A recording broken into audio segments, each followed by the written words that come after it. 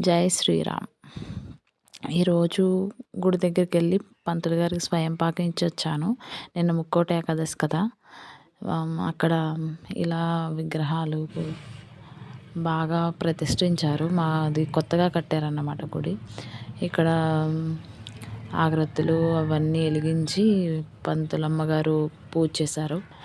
లాస్ట్‌కి హారతిచ్చి మాకు తీర్థం ఇచ్చి మంత్రపుష్పం, తీర్థం అవన్నీ ఇచ్చి పూజ చేసి తర్వాత మాకు ప్రసాదం ఇచ్చారు.